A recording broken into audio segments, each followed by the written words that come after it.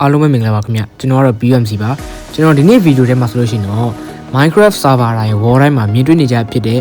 mod 3ခုကိုကျွန်တော်ကနေပြီးတော့ review နဲ့ rating ပေးတော့မှာဖြစ်ပါတယ်ဗျဒီ mod 3ခုကကျွန်တော်တို့မြန်မာနိုင်ငံသားတွေပဲမဟုတ်ဘဲနဲ့တကဘာလုံးနီးပါးမှာ server တိုင်း wall တိုင်းမှာမြင်တွေ့နေကြဖြစ်တဲ့ mod 3ခုဖြစ်တဲ့အတွက်မသိရလို့မရှိတော့ဘူးလို့တော့ကျွန်တော်ထင်ပါတယ်ဗျ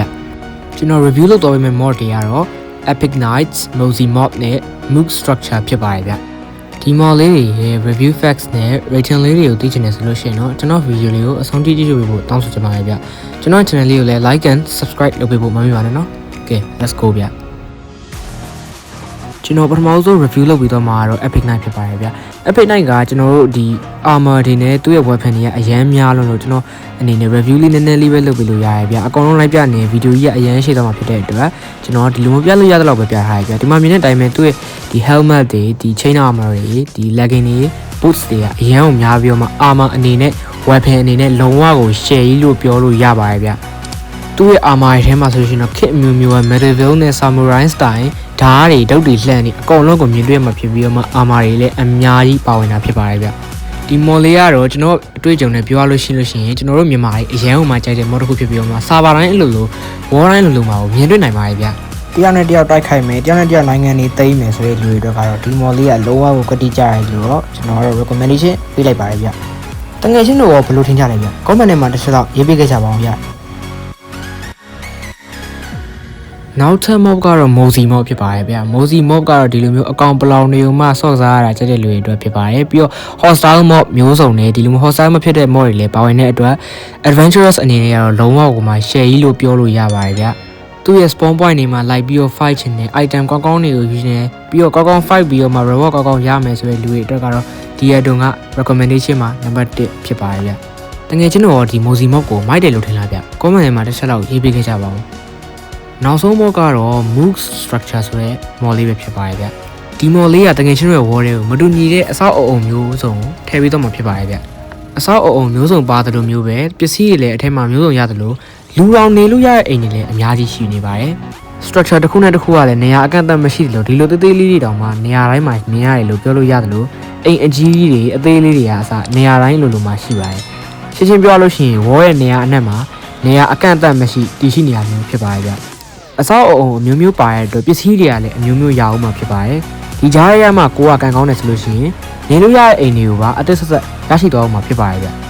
ျနေရာတက်တည်ပဲလိုက်လေရမယ့်လူတွေအတွက်ကတော့လုံးဝကိုမိုက်တယ်လို့ပြောလို့ရပါတယ်ကျွန်တော်အခုပြရတဲ့အတိုင်းပဲဒီလိုပဲအထက်မှာရွာသားတွေလည်းနေတယ်လို့လူအောင်ကောင်းကောင်းနေလို့ရတဲ့အိမ်တွေအများကြီးရှိပါတယ်ဒီလိုကတင်နေပစ္စည်းတွေလုံးဝလူတယောက်အတွက်လုံလောက်စာစားစာအိမ်နဲ့ဒီ survival tools တွေအတွက်လုံးဝကို quality ဖြစ်နေတဲ့လူနေလို့ရတဲ့အိမ်တွေအများကြီးရှိပါတယ်တောထဲမှာပဲဖြစ်ဖြစ်ကုန်းမြေမြေပြက်မှာပဲဖြစ်ဖြစ်လူနေလို့ရတဲ့အိမ်အကြီးကြီးတွေသေးသေးလေးတွေအားစားအများကြီးရှိရဖြစ်ပါတယ်ဒီဆောက်အုံတွေရဲ့ structure style ကလည်းအရန်ကိုလှပြီးတော့မှအထဲမှာရွာသားတွေနေရအောင်လည်းတွေ့ရှိရမှာဖြစ်ပါတယ်ဒီအိမ်တွေက chest တွေမှာဆိုလို့ရှိရင်လည်းတကယ်ပစ္စည်းရှိတယ်လို့အဲ့ပစ္စည်းတွေကလည်းတော်တော်ကောင်းတဲ့ပစ္စည်းဖြစ်ပါတယ်ဥပမာအရန်ကိုမှ treasure ဖြစ်တဲ့ပစ္စည်းတွေပဲဖြစ်နေနိုင်ပါတယ်ဗျဒါကတော့သင်ရဲ့ကံပေါ်မှာပဲမူတည်ပါတယ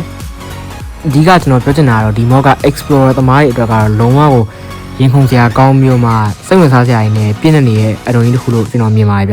ျဒီလိုပဲအားနေလျှောက်သွားပြီးတော့ဟိုချက်ဖွင့်ဒီချက်ဖွင့်ဟိုပစ္စည်းလက်ရှာဒီပစ္စည်းလက်ရှာအိမ်မှာမနေခြေလန်းသွားဆိုတဲ့လူတွေအတွက်ကတော့လုံးဝကွက်တိကြရလို့ကျွန်တော်ထင်တယ်ဗျ 100% ဒီလိုမျိုးလူတွေအတွက်ကတော့လုံးဝကွက်တိကြတာဖြစ်ပါတယ်ဗျတကယ်ချင်းတော့ move structure နဲ့ပတ်သက်ပြီးတော့ဘယ်လိုထင်ရလဲဗျ mod review လေးပြီးသွားပြီဆိုတော့ mod rating လေးကိုတွားလိုက်ရအောင်ဗျကျွန်တော်ဒီဗီဒီယိုထဲမှာဆိုလို့ရှိရင်တော့ကျွန်တော်အမြင်ရဲ့ rating လေးကိုပဲပြသမှာဖြစ်တဲ့အတွက်တကယ်ကျွန်တော်ရဲ့အတွေးတွေကိုဘယ်လိုထင်ကြလဲဘယ်လိုမျိုး rating ပေးကြလဲဆိုတာတွေကို comment ထဲမှာရေးထားခဲ့နိုင်ပါတယ်ဗျ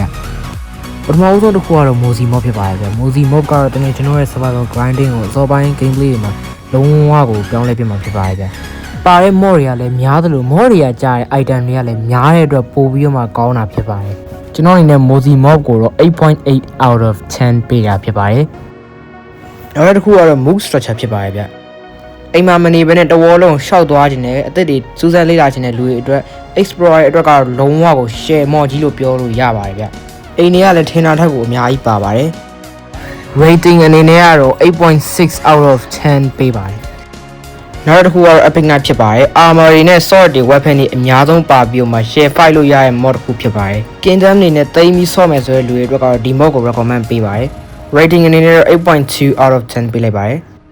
overall rating အနေနဲ့နံပါတ်1နေရာမှာ Mozi Mob ကိုတော့ကျွန်တော် 8.8 out of 10ပေးလိုက်ပါတယ်ဒုတိယနေရာမှာတော့ Mook structure ကိုကျွန်တော် 8.6 out of 10ပေးလိုက်ပါတယ်တတိယနေရာမှာတော့ Epic Night ကိုကျွန်တော် 8.2 out of 10ပေးလိုက်ပါတယ်ဗျနံပါတ်1မှာတော့ Mozi Mob ဖြစ်ပြီးတော့မှနံပါတ်2မှာတော့ Mook structure ဖြစ်ပါတယ်နံပါတ်3မှာတော့ Epic Night ဖြစ်ပါတယ်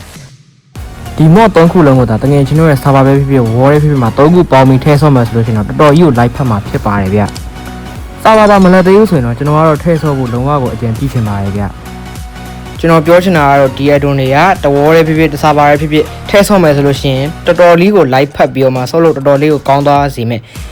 mod 3ခုဖြစ်ပါတယ်ဗျတကယ်ချင်းတို့ကဒီ mod တွေအားလုံးပေါင်းထားတဲ့ server တွေဆော့ချင်တယ်ဆိုလို့ရှိရင်တော့ကျွန်တော်ထောင်ထားတဲ့ server လေးတွေကိုလာရောက်ဆက်သွယ်ပေးလို့ရပါတယ်ဗျလူကတ်တမရှိသလိုအချိန်မရွေးပါဝင်လို့ရပါသေးတယ်။ပါဝင်ရှင်ဆိုလို့ရှိရင်တော့ description မှာချပေးရတဲ့ Telegram link လေးကနေပြီးတော့ channel လေးကို join ပြီးတော့မှ channel လေးတွေကနေပြီးတော့ server group တွေကို join ပြီးတော့မှပါဝင်ပေးလို့ရပါတယ်ဗျ။ server လေးတွေကလူစားစုနေတဲ့အချိန်မို့လို့လုံးဝကိုလူမပြေသေးဘူး။လူကတ်တဲ့လုံးဝကိုမရှိရဲ့အတွက်တကယ်ချင်းတို့ပါဝင်ပေးကြဖို့တောင်းဆိုချင်ပါတယ်ဗျ။အဆုံးထိချစ်ပေးခဲ့ကြတဲ့တကယ်ချင်းတွေအားလုံးအထူးပင်ကျေးဇူးတင်ရှိပါတယ်ဗျ။ကျွန်တော်ဗီဒီယိုတွေတော့ဒီလောက်ပါပဲဗျ။ကျွန်တော် channel လေးကို like and subscribe လုပ်ပေးခဲ့ကြဖို့တောင်းဆိုချင်ပါတယ်။ဒီအားလုံးပဲနောက်ထပ်ဗီဒီယိုမှာပြန်တွေ့ကြမယ်ဗျ။တကယ်ချင်းတို့အားလုံးတွေ့တာပါ bye bye